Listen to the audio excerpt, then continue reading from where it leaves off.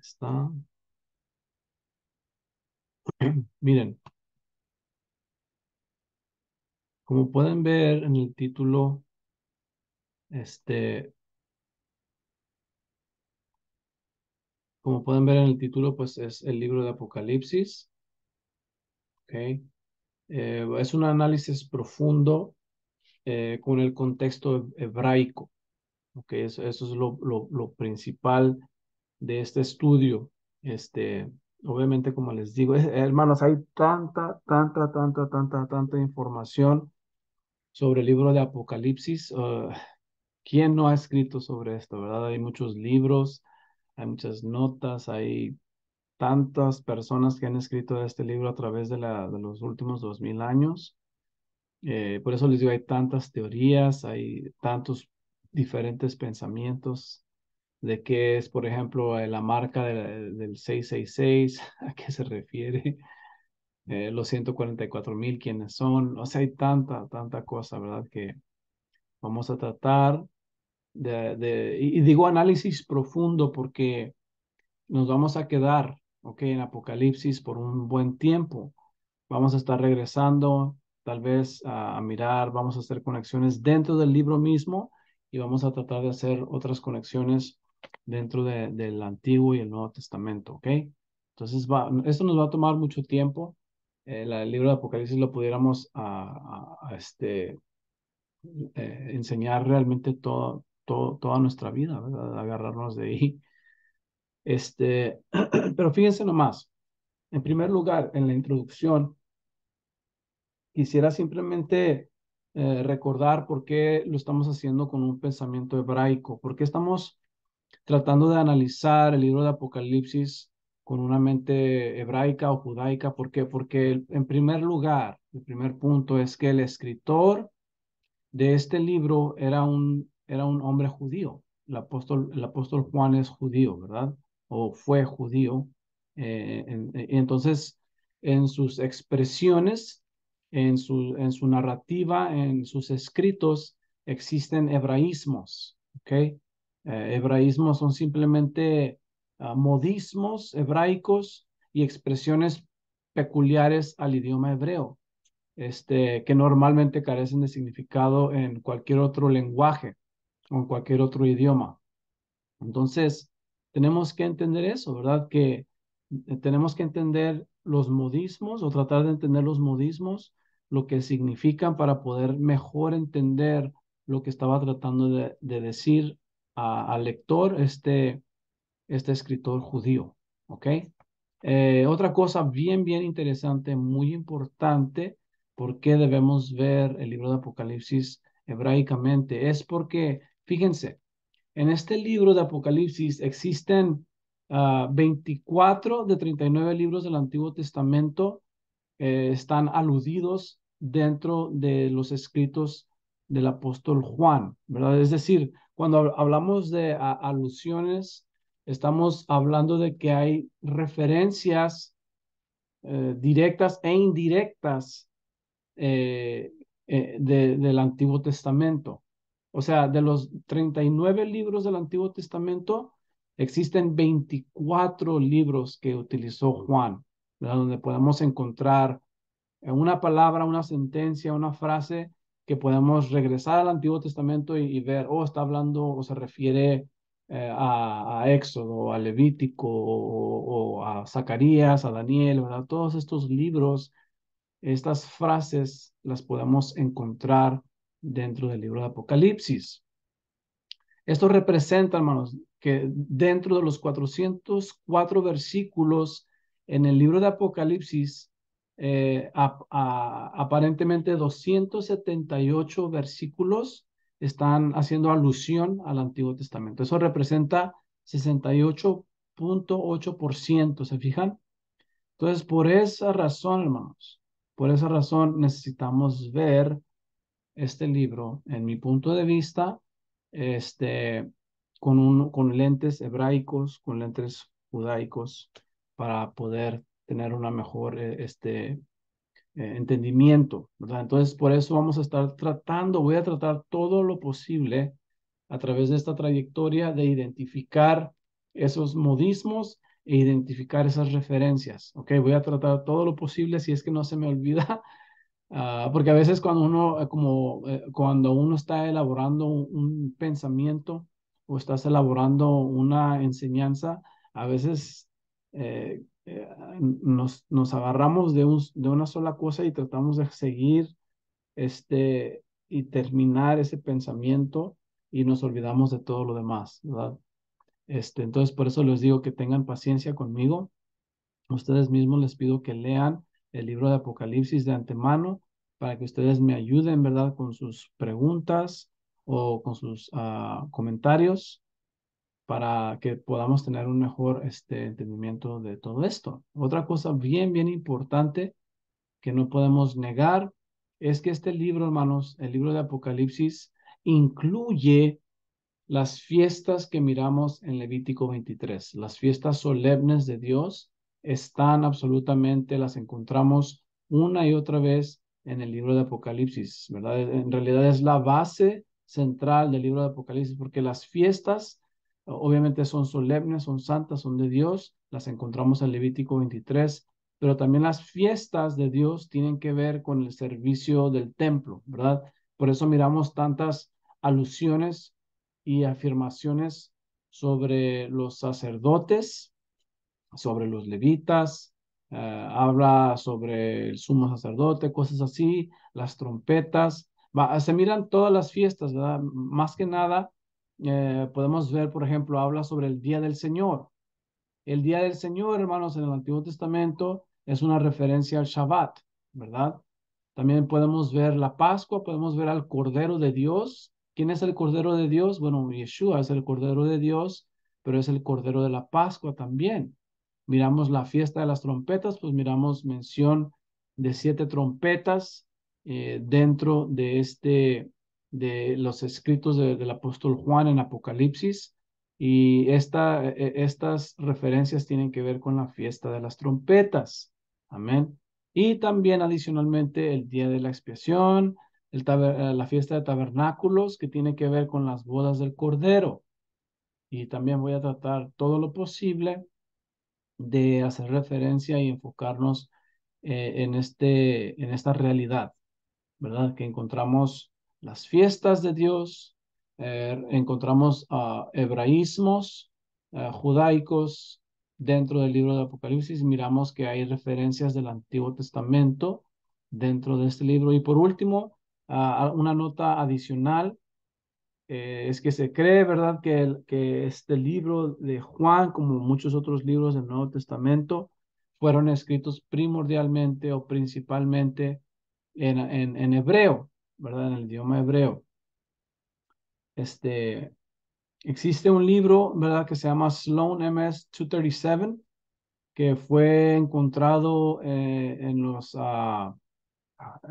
cuevas del Qumran, encontraron el libro de Apocalipsis, o por lo menos un fragmento en arameo y tal vez en hebreo, no recuerdo muy bien, pero encontraron Juan capítulo 1 y capítulo 2 hasta el verso 12. Y este libro de Apocalipsis en hebreo se encuentra actualmente en la librería británica en London. ¿Ok? Es un museo, una librería, no estoy muy seguro, pero ahí está, ahí lo tienen. Yo también lo puedes bajar en la internet en hebreo, el libro de Apocalipsis. Aquí yo lo tengo en mi computadora. A ver si ahorita si me recuerdo, les voy a enseñar cuál es. Hay un escritor, ¿cómo se le llama? Un erudito por el nombre de Nehemiah Gordon, quien yo lo he mencionado muchas veces a ustedes, ¿verdad? Porque creo que es un hombre que ha dedicado toda su vida en descubrir y analizar fragmentos antiguos y manuscritos bien antiguos de la Biblia en hebreo y todo eso, y él encontró el libro de Apocalipsis en hebreo también, ¿verdad? Lo encontró este hombre y lo tradujo, ah, porque él es lo que hace, ¿verdad? Esa es su función, esa es su vida completa, estudiar libros o fragmentos hebraicos y ¿cómo se dice? Los fabrica o los escriben en inglés y pues también tenemos esa información. Simplemente una nota adicional y por qué estamos haciendo todo esto, ¿ok? Quiero que prestemos atención y que lo tengamos en nuestra mente, ¿verdad? Ahí plasmado, que para estudiar el libro de Apocalipsis se utilizan diferentes métodos para poder entender. Un hombre que se llama Han, básicamente él dice que existen cuatro formas de interpretación del libro de Apocalipsis. Primero, existe la forma preterista, que subraya el cumplimiento de las profecías del Apocalipsis durante el siglo primero. Tiene a identificar a los personajes del libro como personajes históricos de la época del siglo I. Entonces, la forma preterista o gente que estudia el libro de Apocalipsis preteristamente están diciendo que ya se efectuó, ¿verdad? O sea que todo lo que escribió Juan ya se llevó a cabo, ya no hay nada más que va a suceder. Hay una forma idealista para entender el libro de Apocalipsis, es ver al libro de Apocalipsis como una alegoría del combate espiritual entre el bien y el mal que debe tener todo fiel. También existe el punto de vista futurista del libro de Apocalipsis. Significa simplemente que pues hay acontecimientos y cosas que aún no se han llevado a cabo. Por ejemplo, las bestias de Apocalipsis lo comparan a Napoleón Bonaparte, o la bestia, el dragón, lo interpretan como el Papa de la Iglesia Católica romana y así, ¿verdad? Entonces, ese es el punto de vista futurista, y también historicista sostiene que el Apocalipsis expone el plan maestro de Dios para la historia de principio a fin, incluyendo la historia particular de la iglesia. Entonces, estas son las formas de ver el libro de Apocalipsis. Muchas personas que estudian el libro de Apocalipsis se quedan simplemente en una, ¿verdad? Hay preteristas, idealistas, futuristas, historicistas, pero yo pienso que cada una de ellas tiene eh, su valor, ¿verdad? Que debemos, en mi punto de vista, según el lenguaje del apóstol, tenemos que considerar todas estas cosas a la vez, ¿verdad? Porque obviamente hay cosas que ya se cumplieron dentro de las profecías de Apocalipsis, que ya se cumplieron y quedaron en la historia, o sea que se cumplió esa profecía. Obviamente existe el idealismo, ¿verdad? O como les estaba diciendo, son cartas pastorales a la iglesia o a las iglesias de Asia. Vamos a estar mirando si eso nos incluye a nosotros. Y futuristamente, pues tenemos que considerar y entender que hay ciertas partes de la profecía de Apocalipsis, y no solamente Apocalipsis, sino a través de la Biblia, que aún no se han cumplido.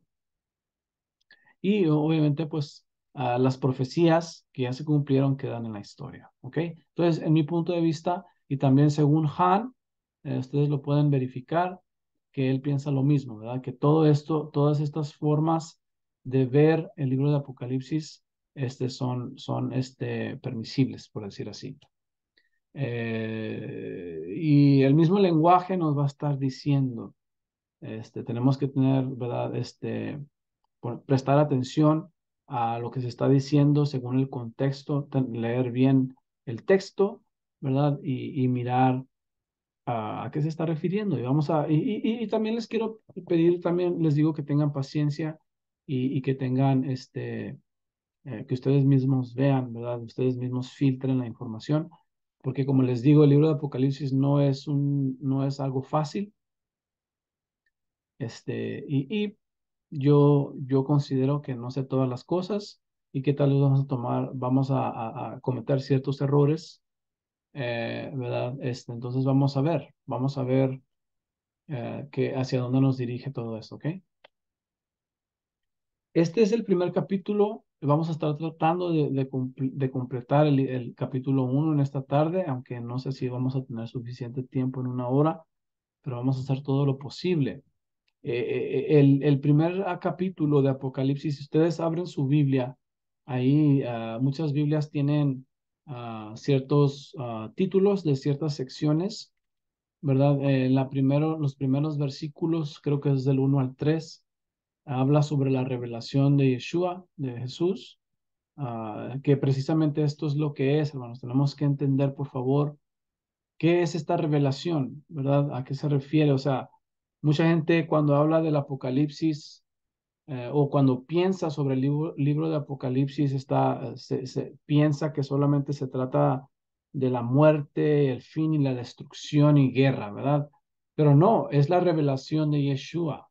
Nos está revelando Yeshua, ¿verdad? Por su bondad, por su misericordia, a los que tenemos fe, a los que creemos en Él, nos está dando, en realidad es un mensaje evangélico y es un mensaje, aunque es profético, es un mensaje de salvación que Él nos está proponiendo, nos está enseñando, es una revelación. Apocalipsis, la palabra Apocalipsis, ¿verdad? Significa revelación. Se está quitando el velo de algo. Entonces, tenemos que ver el Apocalipsis de esta forma, no que se trate de destrucción y muerte, sino que se trata de una esperanza que los hijos de Dios tienen en Dios. Amén. El rescate de un pueblo, el rescate de su gente. Eso es lo que nos está revelando, ¿verdad? El apóstol Juan a través de Yeshua, ya que Yeshua dice en uno de los textos que el espíritu de la profecía es el espíritu de Yeshua. Entonces, básicamente lo que él nos está revelando, ¿verdad? Nos está quitando la cobertura del fin de la era del ser humano y más allá, ¿verdad? Porque vamos a estar viendo también ¿cómo se dice? El milenio de Yeshua HaMashiach como rey soberano de la tierra. Y también vamos a estar mirando un poquito más allá cuando el cielo y la tierra son restaurados, ¿verdad? Todo esto existe en el libro de Apocalipsis. Dentro de los primeros versículos nos habla quién es el escritor, que también es algo muy importante, ¿verdad? Y una otra cosa sumamente importante son la bienaventuranza sobre el libro que vamos a estar mirando. El saludo a las 7 iglesias, así es como comienza el capítulo 1, es un saludo a las 7 iglesias que estaban en Asia, aunque podamos entender que no eran las únicas iglesias en Asia, habían más. Una frase bien importante que vamos a estar tratando de, ¿cómo se dice?, de elaborar y de analizar. Es esta frase cuando el Señor Dios Todopoderoso dice, yo soy el Alfa y la Omega, o yo soy el Aleph Tav. Al finalizar, Juan ve al Hijo del Hombre en visión. ¿Quién es este Hijo de Hombre? Que es mencionado por el profeta Daniel también, y otros profetas del Antiguo Testamento. Las 7 iglesias, vamos a estar mirando a ellas, el mensaje directo a cada una de ellas y qué significa para nosotros también y quién es este Hijo de Hombre. Como les decía, miren, así es como dice el texto, Apocalipsis 1 del 1 al 3. Yo voy a estar utilizando la Biblia Reina Valera actualizada. Ustedes pueden usar su propia versión. He estado mirando diferentes versiones, y hasta ahorita no he encontrado muchas diferencias, aun cuando lo estoy leyendo en hebreo. Eh, eh, Hay ciertas cosas, ¿verdad? Pero voy a tratar de utilizar simplemente la Reina Valera actualizada. Así dice, así comienza. La revelación o el apocalipsis de Jesucristo, de Yeshua, HaMashiach, que Dios le dio para mostrar a sus siervos. Entonces, esta revelación, este apocalipsis, es de Yeshua para los siervos, ¿verdad? Las cosas que deben de suceder pronto y que dio a conocer enviándola por medio de su ángel a su siervo Juan. Entonces, un mensajero se la dio a Juan de parte de Yeshua, quien ha dado el testimonio de la palabra de Dios y del testimonio de Jesucristo, de todo lo que ha visto. Bienaventurado, fíjense, aquí está la bienaventuranza. Bienaventurado el que lee y los que oyen. ¿Ok? Bienaventurado el que lee y los que oyen. Esta es una referencia a las sinagogas, ¿verdad? Donde ¿cómo se dicen? Los rabinos se sentaban, ¿verdad? En la silla de Moisés y leían las escrituras y los oyentes recibían el mensaje, así como lo hacemos también nosotros. Entonces, bienaventurado el que lee y los que oyen las palabras de esta profecía y guardan las cosas escritas en ella porque el tiempo está cerca. ¿Se fijan? Entonces, hay una bienaventuranza que vamos a estar mirando un poquito después, pero simplemente quería recalcar, hermanos, que el Apocalipsis no necesariamente se trata de destrucción y de muerte y de los dragones. No, no, no. Esta es una revelación de Jesucristo a sus siervos. Yo les digo porque mucha gente a través de mi ministerio, primos, amigos, todos quieren escuchar del Apocalipsis, ¿verdad? Mi cuñada, todos están interesados por dragones y bestias y la marca de la bestia, todos están interesados, quieren saber eso. Pero en realidad esa es una cosa muy mínima dentro de lo que significa el Apocalipsis, ¿ok? La palabra Apocalipsis la pueden ver ahí, esto es en griego, ¿sí la ven ahí? Apocalipsis, así se escribe en griego, así dice el manuscrito, ¿verdad? Así está, Apocalipsis. El Apocalipsis de Yeshua HaMashiach, ¿ok? O de Jesucristo. La palabra Apocalipsis significa revelación. Se usa principalmente de la revelación de Jesucristo, especialmente una manifestación espiritual particular de Cristo, su voluntad, ¿se fijan? Su voluntad nos está revelando su voluntad, previamente desconocido en la medida porque velada o cubierta. Entonces, hay una cubierta obviamente en relación al futuro, y los sucesos que van a ocurrir, nadie sabe, pero Yeshua nos lo ha revelado a nosotros porque Él tiene la potestad de hacerlo. Entonces, somos bienaventurados por ello, ¿verdad? Eh, porque bienaventurados porque podamos estar preparados mucho mejor. Ahora, ¿por qué menciono todo esto? Porque la palabra Apocalipsis no solamente aparece en el libro de Apocalipsis, ¿ok? Eso es lo que quiero dar a entender. Mucha gente, lo que sucede es que le han dado un género al libro de Apocalipsis, ¿verdad? O sea, hay hasta películas que se llaman el Apocalipsis, ¿no? O el Armagedón, y cuando tienen esos títulos, estas películas o libros, usualmente quieren referirse al final, a un evento catastrófico que va a matar a toda la humanidad, ¿verdad? Usualmente es como lo utilizan, pero yo quiero que entendamos que la palabra apocalipsis no conlleva el miedo que le ha dado la gente, ¿verdad? La palabra Apocalipsis aparece en el Nuevo Testamento 14 veces, en otros libros en otros libros o cartas del Nuevo Testamento, ¿verdad? Apocalipsis significa revelación. Entonces, esta no es la única revelación que nosotros hemos recibido. Hemos recibido otras revelaciones, por ejemplo, la palabra de Dios al ser humano es una revelación, porque nuestros ojos antes de venir a Dios están cegados. Entonces el Señor Dios Todopoderoso a través de la fe, a través de su amor nos quita, ¿verdad? Este, esa venda que nos cubría y es quitada. De igual manera, la revelación del nombre de Jesucristo es otra revelación. Se nos quita una capa de nuestros ojos, como le sucedió al apóstol a Pablo rumbo a Damasco.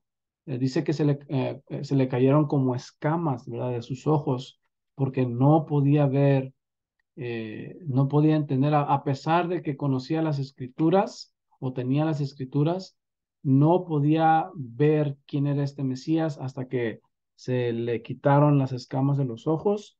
Entonces, por medio de Yeshua podemos ver más claramente el Evangelio completo, ¿verdad? Y este es el problema, desafortunadamente, con muchos de nuestros hermanos judíos que endurecen su corazón al Mesías verdadero, ¿verdad? Donde están vendados sus ojos, aunque tienen las escrituras, están vendados sus ojos y hasta que el Señor les revela o ellos en su corazón, ¿verdad? Son suficientemente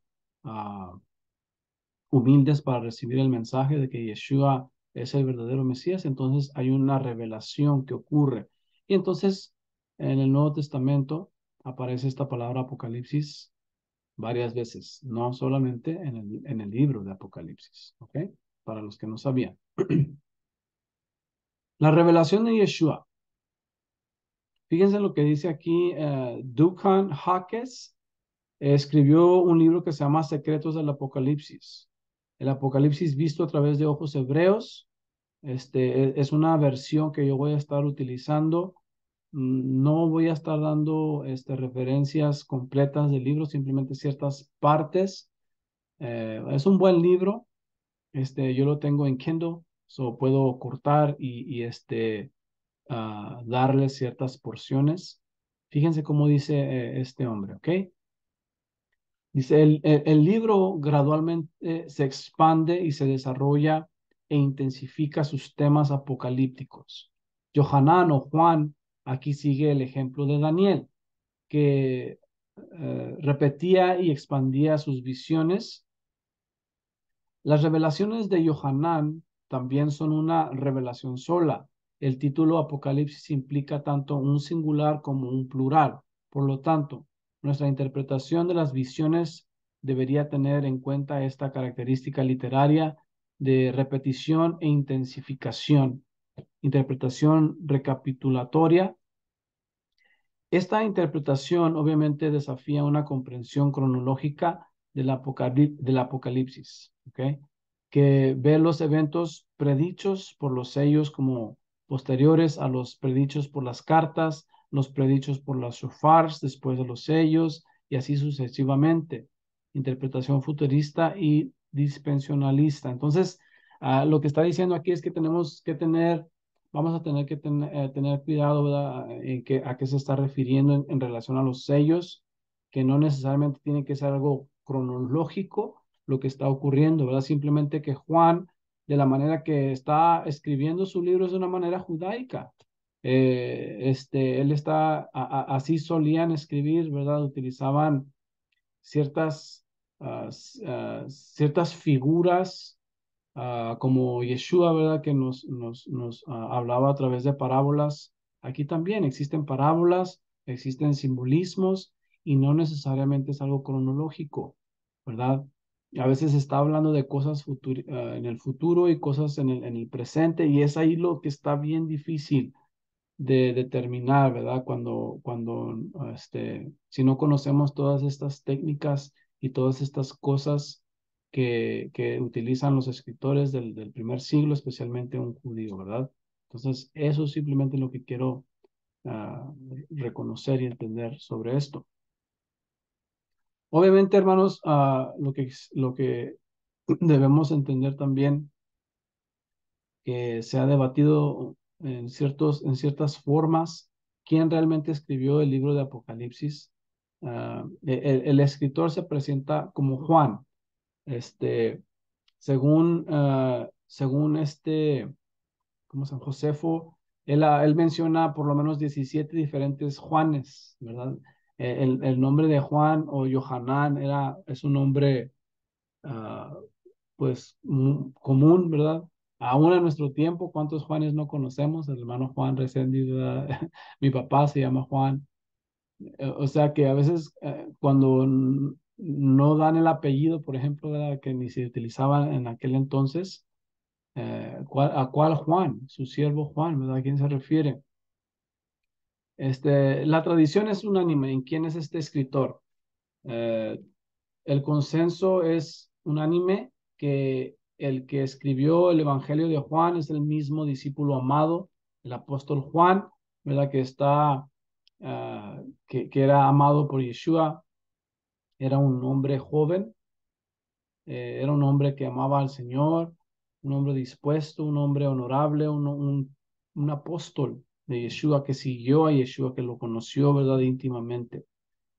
Aquí lo tenemos en Mateo 4:21, dice, y pasando más adelante, vio a otros dos hermanos, a Jacobo, hijo de Zebedeo, y Juan su hermano, en la barca de su padre Zebedeo arreglando sus redes. Entonces, de este Juan se refieren cuando hablan de Juan, el hijo de Zebedeo, que fue uno de los apóstoles, a quien el mismo Jesús escogió y llamó por nombre que lo siguieran, ¿ok?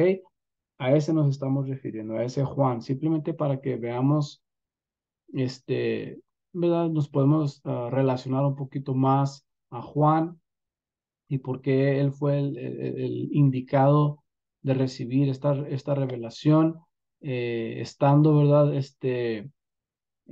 Básicamente encarcelado, no sé cómo, expatriado, fue llevado, ¿verdad?, a esta isla llamada Patmos. Aquí la pueden ver ustedes para simplemente ubicarnos, porque muchos de estas ciudades en Grecia, por ejemplo, aquí tenemos Grecia, aquí tenemos a Corinto, ah, es donde usualmente se lleva a cabo todo este diálogo, ¿verdad? Creo que aquí está Tesalónica. A ver, ¿dónde más está? Lo que estamos mirando es Turquía, Grecia, ¿verdad? Lugares que conocemos más en nuestros días, en nuestros tiempos. Esta isla de Patmos se encuentra como the Aegean Sea, el mar Egeo, más bien Egeo, ¿verdad? Es donde pusieron a Juan. ¿Quién fue? Fue Domiciano, el emperador de Roma, quien mandó, ¿verdad?, que pusieran a Juan en Patmos y según el texto dice que lo pusieron ahí, ¿verdad?, porque pues era un predicador, estaba yendo en contra del sistema romano, ¿verdad?, donde los, digamos, los cristianos estaban proclamando que tenían a otro rey, a Yeshua, que era su rey, y entonces esto iba en contra de la política romana, ¿verdad? Donde el mismo emperador es considerado como el Dios, el soberano de todos ellos. Y pues siendo Juan, ¿verdad? Uno de los pilares, uno de los hombres líderes de la de aquella iglesia, de la iglesia, la primer iglesia, bueno, pues no les gustó mucho la idea de que estuviera predicando el evangelio y pues lo pusieron aquí en esta isla, ¿verdad? Abandonado de todo el mundo. Y ahí estuvo Juan. Según la historia, ¿verdad? Como sabemos, supuestamente a Juan lo quisieron matar como a todos los demás apóstoles.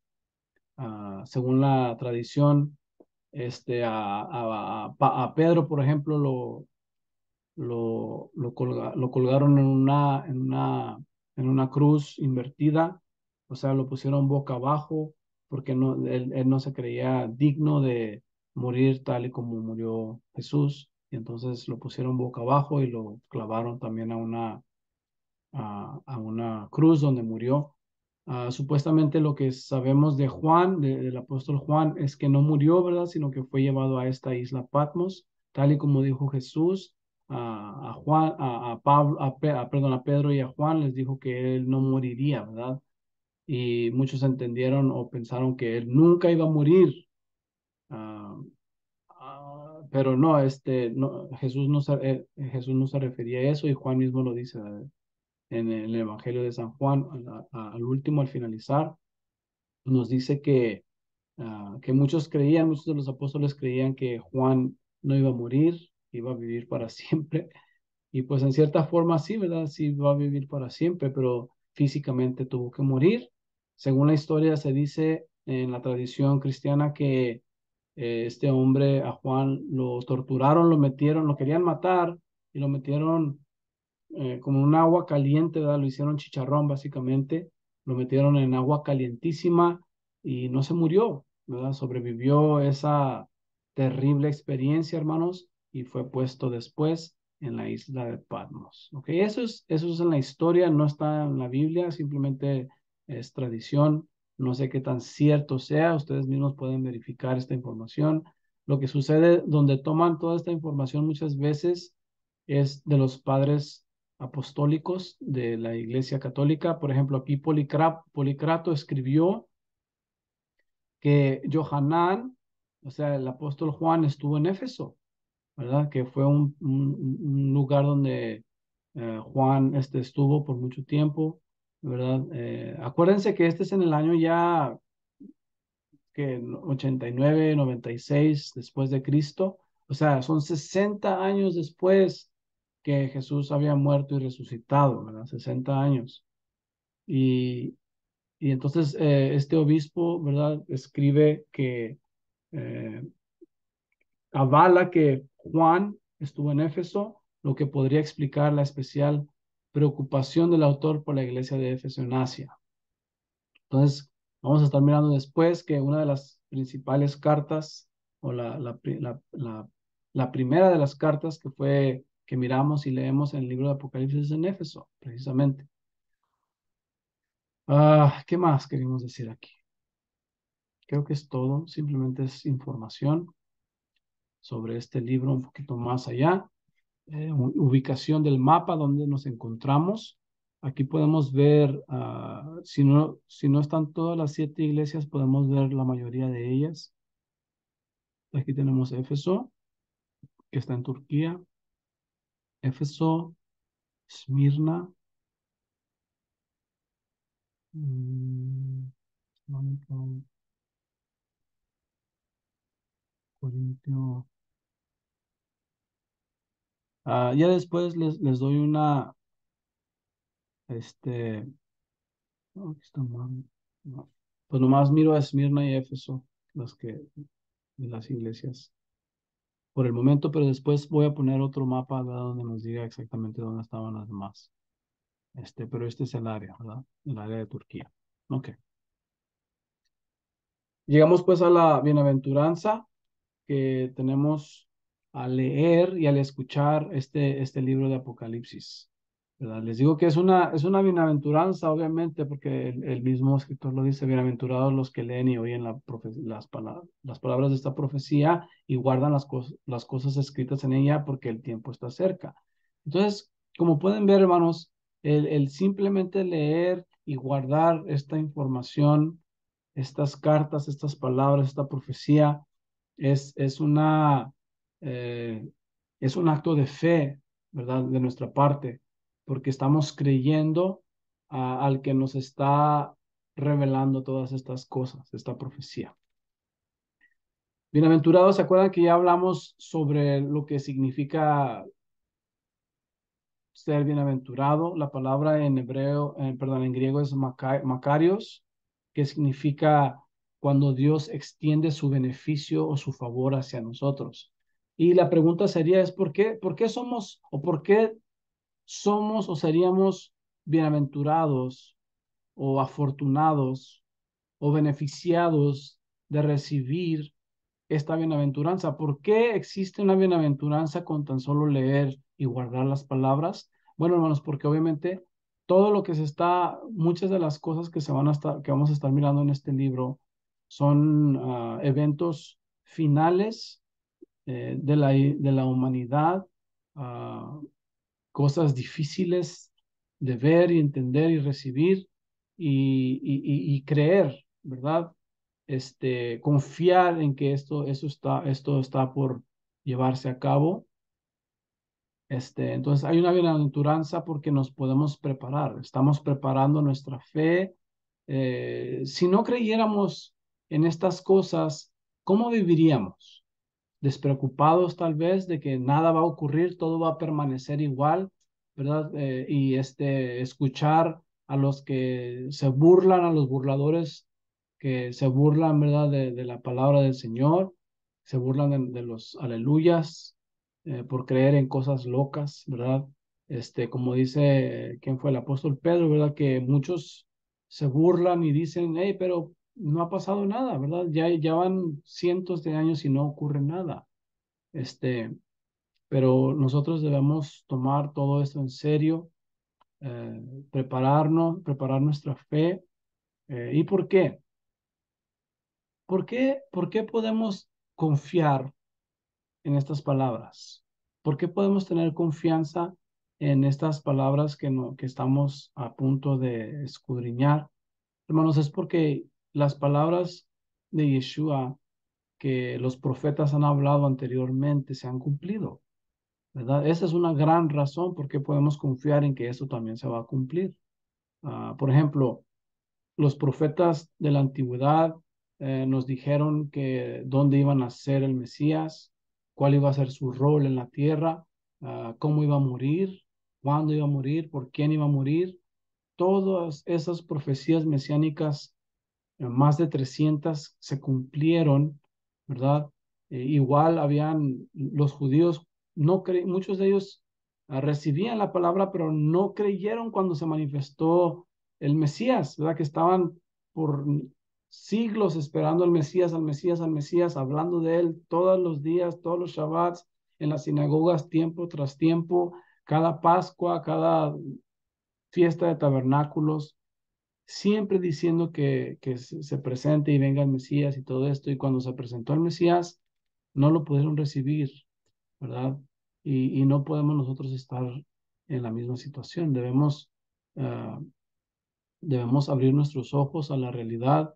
Debemos entender que el Señor nos está preparando para este tiempo final y tenemos que tener completa seguridad, confianza en que estas cosas van a ocurrir. Entonces, la historia de las profecías que se han estado diciendo a través de la historia, muchas de ellas se han cumplido y por eso ahora la palabra que hemos recibido a través de Juan, también podemos tener confianza, ¿verdad? Porque muchas cosas se están cumpliendo y se están mirando y simplemente debemos nosotros tener fe, ¿verdad? Que es lo que busca el Señor cuando Él venga. En realidad, en el libro de Apocalipsis existen 7 bienaventuranzas, 7 de ellas. Simplemente que estamos leyendo la primera, ¿verdad? 7 bienaventuranzas. Entonces, como pueden ver, hermanos, el número 7 es un número que tiene que ver con perfección, tiene que ver cuando algo es completo o se cumple, ¿verdad? Algo es completo. Entonces vamos a estar mirando el número 7 a través del libro de Apocalipsis muchas veces, ¿verdad? 7 iglesias, 7 candelabros, 7 bienaventuranzas y muchos otros 7, que son 7 trompetas, 7 sellos. ah, También eso tiene que ver con hebraísmo, ¿verdad? Número 7. Esta es la primera bienaventuranza, ¿verdad? Feliz el que lee y felices los que escuchan las palabras de esta profecía y observan lo que está escrito en ella porque el tiempo está cerca. Entonces tenemos que estar preparándonos porque el tiempo se acerca, el tiempo final. La segunda bienaventuranza, felices los que en él adelante mueren fieles en el Señor. Si dice el Espíritu, descansarán de sus fatigas porque sus obras los acompañan. Ok. Eso es un poquito difícil de estar contentos, ¿verdad? Que vamos a morir, pero es una realidad. O sea, tenemos una recompensa mayor que este cuerpo físico, ¿verdad? Cuando morimos en el Señor, que somos fieles a Él, este, listos, preparados para morir, ¿verdad? En su nombre y por causa de Él. Tenemos que estar preparados también para eso, hermanos. Yo les he hablado y les he preguntado muchas veces, ¿verdad? ¿Cómo es que vemos nosotros estas cosas, especialmente a nuestros hijos, por ejemplo? ¿Qué vamos a hacer nosotros si nos toca vivir o pasar por estas circunstancias? Que no seríamos los únicos, ¿verdad? Ah, Miles de personas han dado su vida, sus hijos y familias también por causa del Evangelio. Hasta el día de hoy, ¿verdad? Hay muchas personas en el mundo, en este países eh, comunistas que no permiten el Evangelio de Jesucristo y muchas familias mueren, ¿verdad? Por causa del testimonio de Yeshua y sus familias también. Entonces, no vamos a ser los únicos. pero tenemos que preguntarnos. La pregunta es difícil, es muy seria, y ¿cómo la vamos a hacer? ¿Qué vamos a hacer? ¿Negar el nombre de Yeshua por nuestros hijos o porque reconocemos lo que dice la Escritura? ¿Verdad? Si alguien me niega a mí, el Señor lo va a negar en el cielo. Entonces, ¿qué vamos a hacer? Nuestra fe, nuestra confianza en el Señor tiene que estar bien, bien arraigada, profundamente arraigada en el Señor y en su fortaleza, ¿verdad? Para poder mirar esto como una bienaventuranza. Tercera bienaventuranza dice, atención, que llegó como un ladrón, feliz el que vela y guarda sus vestidos, así no tendrá que pasear desnudo enseñando sus vergüenzas. Amén. Bienaventurados. Bienaventuranza escribe, felices los que han sido invitados a las bodas del Cordero, y añadió, estas son palabras auténticas de Dios. Ahí sí, ¿verdad? Ahí todos queremos estar bien contentos en las bodas del Cordero, pero para poder llegar ahí, tenemos que cruzar y atravesar todo lo demás. Quinta aventuranza dice, feliz y santo el que toma parte en la resurrección primera, no tendrá poder sobre ellos la muerte segunda, sino que serán sacerdotes de Dios y de Cristo y reinarán con él 1000 años. Sexta bienaventuranza, mira que vengo pronto, feliz el que guarda las palabras proféticas de este libro. Otra vez más, ¿verdad? Es referencia a la primera bienaventuranza, pero ya es Yeshua diciéndolo a nosotros directamente. Que ya no es Juan, acá es Juan diciéndonos que somos bienaventurados, y aquí es Yeshua en Mateo 22:7, que es al final del libro. Y por fin, la séptima bienaventuranza, felices los que lavan sus vestidos, porque tendrán a su disposición el árbol de vida y entrarán por las puertas de la ciudad. Aquí hay un texto, ¿verdad? Otra forma de decir esto. Y ya después, cuando lleguemos ahí, al capítulo 22, vamos a estar mirando las diferencias, ¿ok? Creo que por hoy esto va a ser todo por el día de hoy, porque ya todo lo demás tiene que ver con el saludo a las 7 iglesias, pero quiero no apresurarme aquí porque esto es punto importante. Como les digo, vamos a tomar nuestro tiempo en eso, hermanos.